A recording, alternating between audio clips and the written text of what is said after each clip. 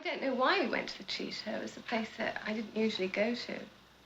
But we went this night, and it was a huge, enormous place, like a ballroom. Very few people there, and a sort of regular band playing. Not very well, at least I didn't take any interest in the band at all. And then suddenly I saw the guitar player who was playing really quite discreetly in the back row. And from that moment, I just became completely involved. He was very naive and he was very shy and nervous, and he didn't look at you when he spoke to you. And he came back to the apartment and played a lot of Dylan, who Jimmy idolized. He thought Dylan was the greatest. I said, man, you better tell me who you spent our last $5 on, you know.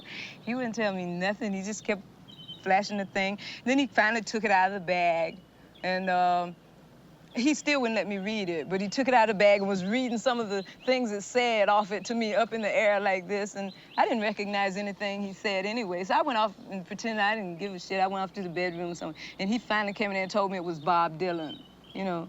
I said, Bob who? Bob Dylan. You never heard of Bob Dylan? I said, no, I never heard of Bob Dylan, you know. And I'm saying, what's with this weird cat, you know, because, like, I mean, you know, Bob Dylan was really a genius in his own right, but I just couldn't get ready for it. And I figured Jimmy was so heavy into what I was into, he would never like anything like that, you know. But he just loved it to death. I wanted to get up and go to the bathroom. He would grab me by my arm, and, you know, like, I'm gonna miss this part, you know. Listen, you know, that's, you know, okay, you know, like, I couldn't miss it, you know. You could hear it to 42nd Street, probably, you know. We almost got put out of the building behind Bob Dylan. He'd never realized that most of the recording stars, like Dylan, don't have an incredible singing voice. And he would never, ever let anybody watch him putting vocals on. He was very shy about his voice. He thought he had the worst voice in the world. And we used to put a line of screens up, and we'd stick him behind there. And he used to poke his head out and say, all right now, you know. He was very self-conscious about himself, you know, very, very self-conscious about the things that he wore, because he, you know, he was kind of different, you know, kind of freaky, especially in comparison to a lot of the brothers uptown at that time, you know. So he was very sensitive to the places that he liked to be.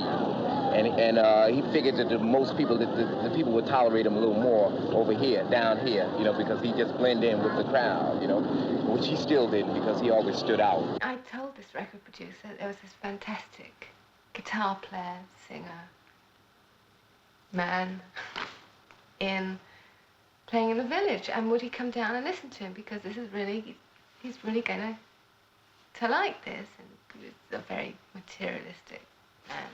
And he thought, right, good. And he came down.